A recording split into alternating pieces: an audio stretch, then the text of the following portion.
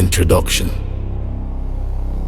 The prophetic vision, Shaka Zulu, and the rise of a new Africa.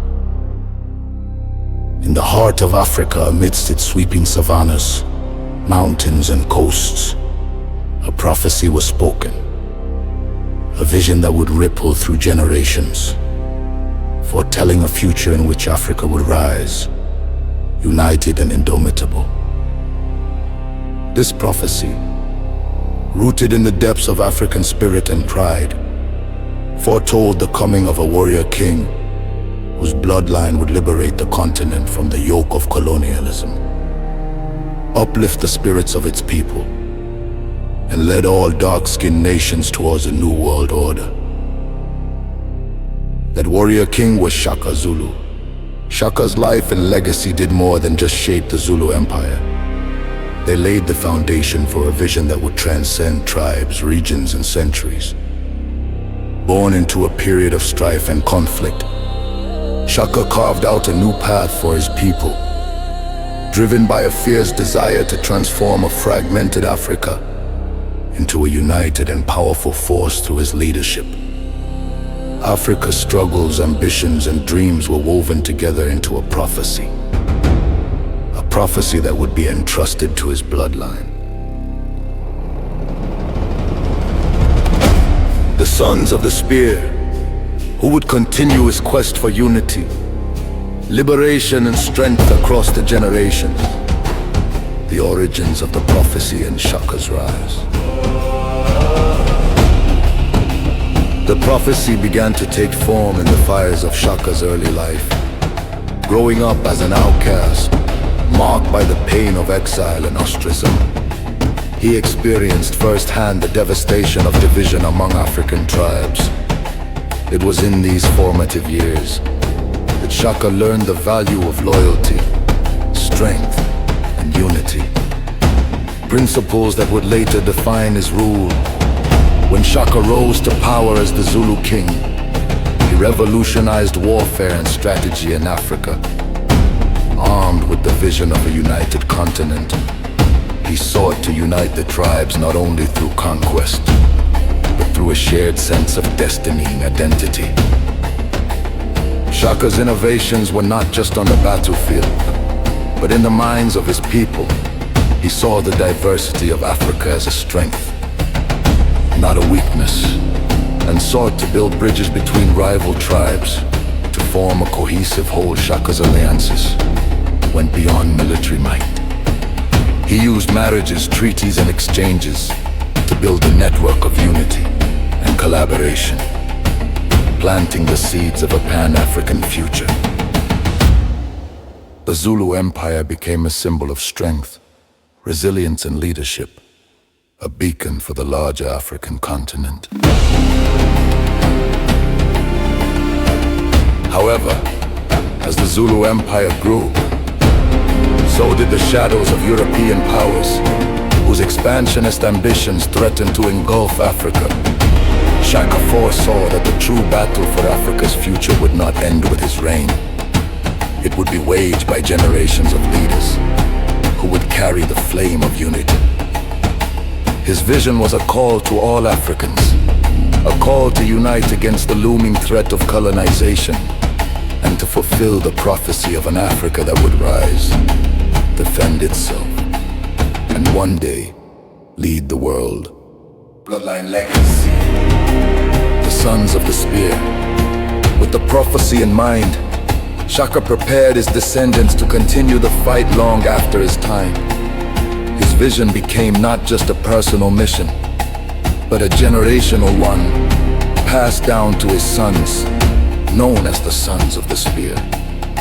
They would inherit not only his throne and military elevations, but also his dream of a unified Africa, one that could withstand the tides of colonialism and resist division. Each generation of Shaka's bloodline faced new challenges as European colonial powers grew bolder in their efforts to conquer and exploit the continent. The colonizers used more than guns and armies. They wielded deceit, offering gifts of wealth, luxury, and weaponry to tempt African leaders into betrayal. They sought to exploit tribal differences and foster internal conflicts, knowing that a fragmented Africa would be easier to control. The struggle was not just against external oppression. It was a battle for the very soul of Africa. The bloodline of Shaka had to overcome not only the might of European armies, but also the allure of material riches that threatened to corrupt the hearts of African leaders. The Sons of the Spear rallied against these temptations, striving to forge alliances across the continent and working tirelessly to bring rival kingdoms and tribes into a unified front. Colonial atrocities and the call for liberation. One of the pivotal moments that strengthened the prophecy's call for unity was the horrific reign of King Leopold II of Belgium over the Congo Free State. This brutal exploitation, where millions were enslaved, mutilated, and killed for the sake of rubber and ivory, became a rallying cry for all of Africa. Leopold's terror was not just a tragedy for the Congolese. It symbolized a wider threat to all Africans, pushing the continent to recognize the urgent need for unity against such violence. The bloodline of Shaka Zulu used the atrocities in the Congo to fuel their campaign for united Africa, one that could stand against European exploitation and brutality. The struggle for the Congo's liberation became a continental struggle. The bloodline of Shaka Zulu used the atrocities in the Congo to fuel their campaign for a united Africa, one that could stand against European exploitation and brutality. The struggle for the Congo's liberation became a continental struggle, where all African peoples, regardless of tribe, region, or culture, began to see themselves as part of a larger fight for freedom, dignity, and self-determination. Shaka's descendants, alongside African leaders from other regions, began to form alliances that crossed borders and challenged the colonial stranglehold. They fought not only to drive out European powers, but also to rebuild Africa's fractured identity. The vision of Pan-African unity grew, no longer just a dream, but a living, breathing reality. The prophecy of Shaka Zulu began to take tangible shape, moving closer to fulfillment, Malcolm X, and the global connection. While the fight for unity was intensifying on the African continent, another struggle was rising across the Atlantic in the Americas. African Americans, facing the deep-rooted injustices of racism and segregation, were seeking their own freedom and equality. Among the most vocal and transformative leaders of this movement was Malcolm X, who saw the fight for civil rights not just as an American issue, but as part of a broader struggle for the rights of all dark-skinned peoples. When Malcolm X traveled to Africa, he found kindred spirits. Among the leaders working to fulfill Shaka's prophecy, his exposure to African liberation movements transformed his outlook from a national leader to a global advocate for Pan-African unity. He became a bridge between the struggles of African Americans and the broader fight for justice across the African diaspora. Recognizing the interconnectedness of their struggles, Malcolm X took his fight for justice to the United Nations. There, he exposed America's systemic human rights abuses against African Americans and demanded that the world acknowledge the country's injustices. Malcolm's voice, backed by African leaders, rallied the oppressed peoples of the world, uniting their struggles and shining a light on the hypocrisy of colonial powers. The turning tide, a new world order, the powerful coalition of dark-skinned nations, inspired by Shaka's vision and united by a shared history of oppression. seized this moment to demand a reordering of global power. African nations, along with allies from the Caribbean, Latin America, the Middle East and South Asia, stood together to call for justice, equity, and recognition within the global community. At the United Nations, this coalition not only held America accountable for its treatment of African Americans, but also leveraged their influence to demand greater representation in global decision-making. The tide began to turn as dark-skinned nations gained veto power within the UN Security Council, fundamentally reshaping the balance of power in the world.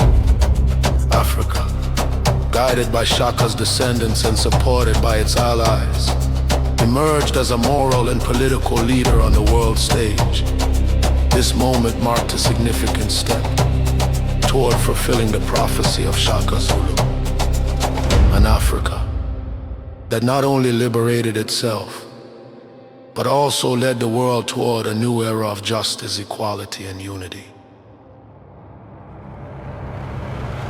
The prophecy fulfilled: a united Africa, leading the world. The path to a united Africa was fraught with wars, betrayals, and unimaginable challenges.